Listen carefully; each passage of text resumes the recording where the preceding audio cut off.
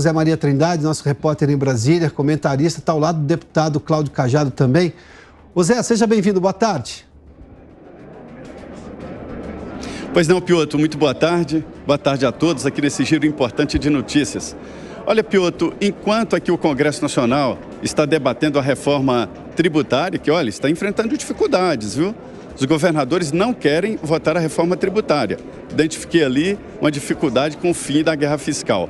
Há um projeto muito importante que volta para a Câmara dos Deputados, que está sendo relatado pelo deputado Cláudio Cajado, que é esse novo arcabouço fiscal, esse nome difícil, que na verdade é um novo teto de gastos.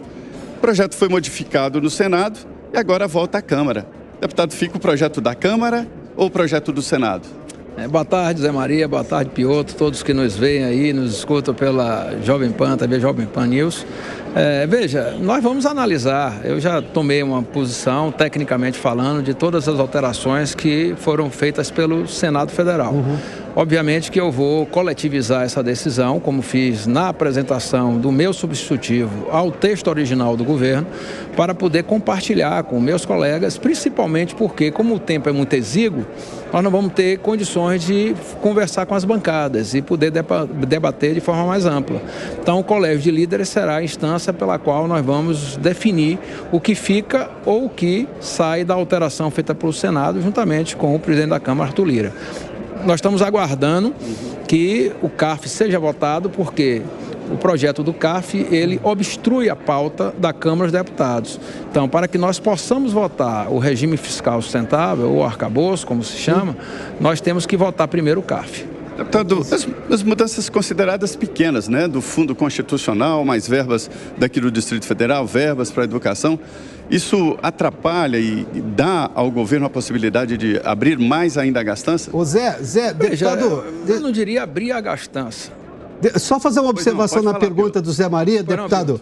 Elas são pequenas, mas o senhor sabe que o seu texto foi entendido pela sociedade e pelo mercado como um texto comprometido com responsabilidade fiscal. Despesa precisa estar na mesma conta. O do Senado, extremamente aberto, até chamado de responsável do ponto de vista fiscal no momento em que o país precisa ter responsabilidade. Ou seja, as mudanças não são tão pequenas assim pelo ponto de vista de o que isso pode representar nas contas finais. O senhor acha que realmente dá para aceitar esse texto do Senado? Ô Piotr, veja, as alterações feitas no Senado, elas não foram muito altas, muito grandes, mas não teve, na minha opinião, uma justificativa técnica, como todas as alterações que eu fiz no texto original foram técnicas e são tecnicamente sustentáveis. Penso que você ter impacto no resultado primário do Fundeb, do Fundo Constitucional do Distrito Federal e agora da Ciência e Tecnologia, e isso não está dentro da base de gastos, não tem justificativa. Não tem mais do que isso, não tem lógica alguma. E causa prejuízo ao governo. Por quê? Porque ao não estar na base, compondo aquele conjunto de despesas, ele não fará com que haja um acréscimo de até 70% com relação ao crescimento da receita. Portanto, você vai tirar aí, vamos supor, algo em torno de 100 bilhões de reais das despesas, e isso vai causar um prejuízo de entre 5 a 7, 8 bilhões de reais para poder elevar essas mesmas despesas no teto de 70%. Ou seja, não há prejuízo para o Fundo Constitucional do Distrito Federal em estar na base, não há prejuízo para o Fundeb, mas há prejuízo para o governo, que vai deixar de ter um aumento, né, nas suas despesas, com essas despesas estando dentro da base, que agora vão estar fora, algo em torno de 5 a 8 bilhões de reais. Ou seja, o governo assistiu a que o Senado pudesse proceder a essas mudanças e não se empenhou, como se empenhou, por exemplo, para que aprovasse a emenda do senador Randolph, que condiciona as despesas a serem apresentadas nos PLNs adicionais em cima da diferença do IPCA. Deputado, muita gente diz que o governo, ele colocou esse projeto como uma armadilha, arrecada ali 160 bilhões e nem precisa da reforma tributária. Não, a reforma tributária, na minha opinião, ao lado do CARF, é mais um ato importante para que você ancore o regime fiscal. Esses dois, na minha opinião, são elementos fundamentais. O governo precisa dos recursos do CARF, por isso o voto de Minerva para eles é tão essencial. A reforma tributária vai crescer alguma coisa em termos de arrecadação do PIB e, mais do que isso, vai otimizar não é, o conjunto da eficiência arrecadatória do governo federal e também dos demais entes federados. Então, a reforma tributária, ela é um elemento que eu considero fundamental para a estabilização e a longevidade do marco fiscal. Sinto também, o governo não está se empenhando nessa matéria da reforma fiscal, na reforma tributária, como deveria e como está no arcabouço. Eu penso que a complexidade por isso eu digo, tributária... a observação é essa, de que a impressão que eu tenho aqui é de que o governo prioriza o arcabouço mais do que a reforma tributária. Sim, e deveria colocá-lo no mesmo patamar. Acho que até a reforma tributária, dada a sua complexidade, deveria ter uma posição clara do presidente da República para que o conjunto e o esforço conjunto do governo pudesse também ajudar na aprovação da matéria aqui na casa. Piotr. Deputado, só um outro questionamento. O senhor acha que vai ter muita pressão política para manter esse texto do Senado? Diferentemente do que a gente viu na justificativa do senador Omar Aziz, o senhor aí, interpretação de texto básica, tá? O senhor deixa muito claro que o senhor levou em conta aspectos técnicos para colocar tudo na base de cálculo. Isso está muito claro. O Senado fez uma alteração ali, casuística, em relação a pedidos, por exemplo, dos parlamentares do Distrito Federal, um discurso até demagógico em relação à educação básica, ou seja, nada de técnico, muito político e nada técnico. Mas a gente está ouvindo aí que o governo vai mudar o Ministério, inclusive, para ter apoio mais na Câmara, inclusive com a possibilidade de mudança no Ministério do Turismo ou qualquer outro tipo de alteração. O senhor teme agora, digamos, essa influência política para a votação de um assunto que é extremamente técnico, como o senhor fez menção?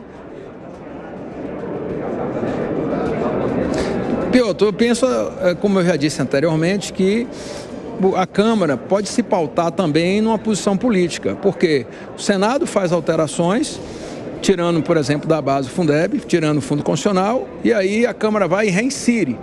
Passei a ruinzinha da história.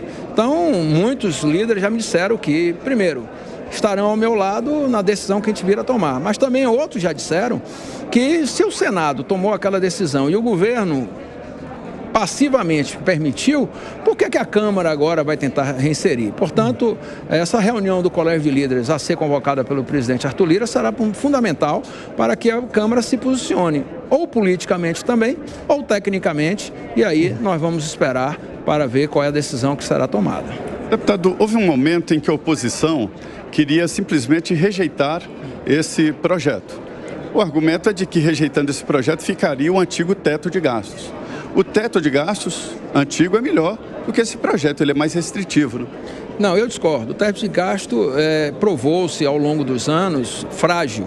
No início, ele foi importante, mas com a elevação crescente da receita, ele limitou as despesas apenas à correção inflacionária. E isso trouxe vários, digamos assim, teto para que pudéssemos fazer despesas, inclusive com projeto de transferência de renda, Auxílio Brasil ou Bolsa Família. Então, o conceito do marco fiscal, ele é mais atual. Aliás, estamos na terceira geração de regimes fiscais.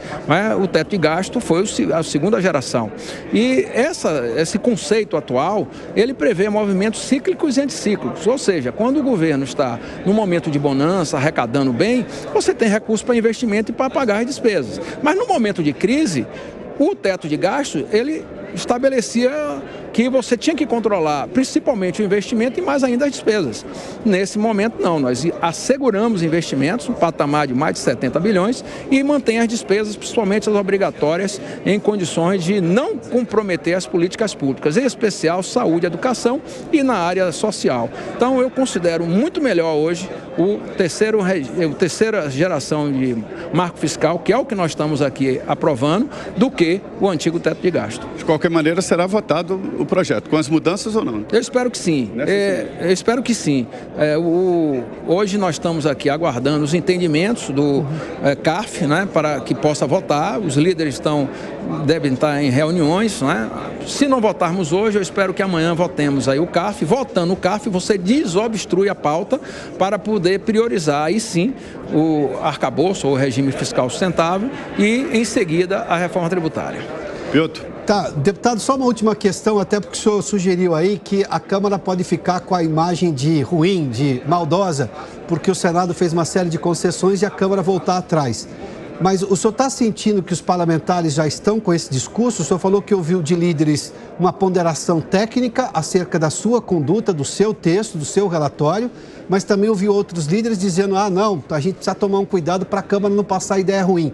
O senhor não acha que a sociedade está muito mais preocupada com a questão fiscal, ou seja, do país se tornar sustentável e não ficar endividado? Porque a meta fiscal lá, a regra de ouro que foi instalada lá no governo Temer foi justamente para, digamos, resolver todo aquele embaraço, aquele problema gigantesco de erros do governo Dilma Rousseff, um governo do PT. O senhor não acha que a sociedade está mais clara em relação à questão da responsabilidade fiscal do que a possíveis imaginárias maldades que a Câmara teria ao vetar essas mudanças do Senado? Essas questões, Piotr, não vão impactar no equilíbrio das contas e muito menos no controle da despesa. Só vai trazer prejuízo ao governo de não ter, na base, uma elevação de recursos que poderia elevar essas despesas dentro daquele crescimento da receita, né, no patamar entre 0,6 e 2,5. Então, o prejuízo é do governo. E alguns deputados que falaram por que a Câmara ficaria ruimzinha é porque o governo assistiu passivamente essas alterações, só se empenhando na emenda do senador Randolph, que estabelece aí a despesa a ser condicionada para a abertura de crédito ano que vem.